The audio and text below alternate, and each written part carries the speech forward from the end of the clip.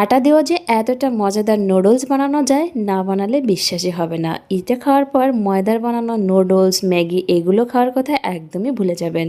1 cup পরিমাণে আটা দিয়ে দিয়েছি, তার সাথে দিয়ে দিয়েছি 2 টেবিল চামচ সুজি আর স্বাদ মতো নুন দিয়ে এই শুকনো উপকরণগুলো একসাথে মিশিয়ে নেব। এবার অল্প অল্প পরিমাণে জল দিয়ে আটাটাকে মেখে নেব। আমরা রুটি বানানোর জন্য আটা যেভাবে মাখি ঠিক সেভাবে মেখে নিলেই হবে। আমি এখানে নুডলস বানানোর জন্য আটা ব্যবহার করেছি, আপনারা চাইলে আটার পরিবর্তে ময়দাও ব্যবহার করতে পারেন। তবে এটাকে হেলদি করে বানাতে চাইলে অবশ্যই এখানে গমের আটাই ব্যবহার করতে হবে। আটাটাকে ভালো করে মেখে নিয়েছি, এবার এটাকে কিছু সময়ের জন্য ঢাকা দিয়ে রেখে দেবো। কিছু সময় পর ঢাকনা খুলে আবার এটাকে ভালো করে একটু মেখে নেব। নুডলস বানানোর জন্য আমি এখানে একটা চানাচুর বানানো মেশিন নিয়েছি, পিছনের ঢাকনাটা খুলে তেল লাগিয়ে নেব।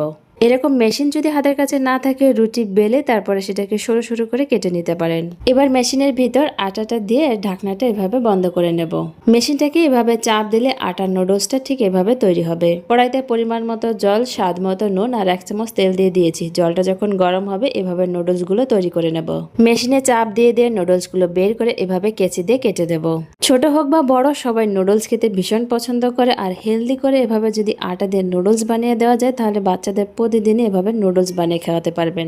বাচ্চাদের জন্য আর ময়দা দিয়ে বানানো নুডলস, ম্যাগি এগুলো আর বানাতে হবে না। বাচ্চারা যখনই নুডলস খাওয়ার বায়না করবে এইভাবে আটা দিয়ে বানিয়ে দিতে পারবেন।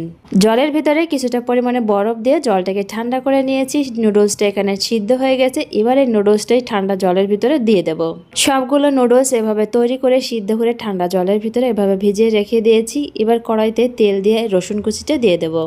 রসুনটা যখন হালকা কালার করে ভাজা হয়ে যাবে, এর ভিতরে দিয়ে দেবো পেঁয়াজ কুচি, এর সাথে ক্যাপসিকাম কুচি, মটরশুঁটি আর লঙ্কা কুচি দিয়ে এগুলোকে প্রথমে ভেজে নেব।